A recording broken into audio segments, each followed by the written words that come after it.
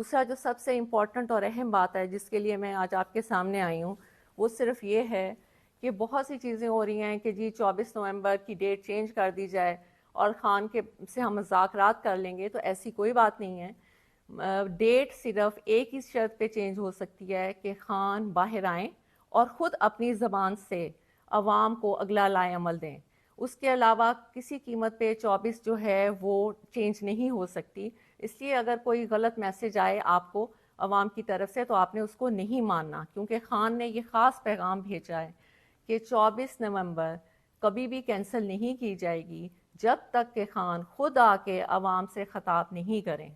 دوسری بات میں نے آپ سے یہ کہنی ہے کہ آپ کا یہ فرض بنتا ہے کہ آپ لوگ اس پہ نکلیں، عوام کا یہ فرض بنتا ہے، کیونکہ عوام ساری بچہ بچہ پاکستان میں اس چیز کا گواہ ہے کہ پی ٹی آئی کے اوپر کس طرح ظلم کیا جا رہا ہے۔ التجا ہے کہ یہ آپ کے بہن بھائی ہیں جو پرامن احتجاج کرنے آتے ہیں، آپ ان پہ ظلم کیوں کرتے ہیں؟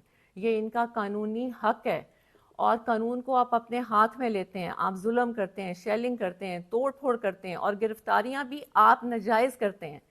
قانون کا خیال تو آپ نہیں کرتے، اور الٹا پرچے بھی ہمارے پہ کاٹے جاتے ہیں، ہمیں گرفتار کیا جاتا ہے، ہمیں جیلوں میں ڈالا جاتا ہے۔ کیوں؟ ہم نے تو نہ کبھی قانون کو ہاتھ میں لیا ہے اور نہ کبھی قانون کو ہاتھ میں لیں گے۔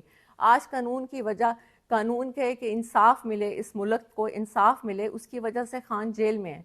تو کیا وکیلوں اور ججز کا یہ فرض نہیں بنتا کہ وہ اس احتجاج کا حصہ بنے؟ یا کیا صرف پاکستان ایک خان کا ہی ہے؟ کیا ساری قربانیاں خان نہیں دینی ہیں؟ آپ لوگوں کا ملک نہیں ہے؟ آپ لوگ اس میں نہیں رہتے؟ آپ لوگ اس میں تجارت نہیں کرتے؟ یہاں پہ آپ کا گھر نہیں ہے؟ یہاں پہ آپ کے بچے نہیں ہیں؟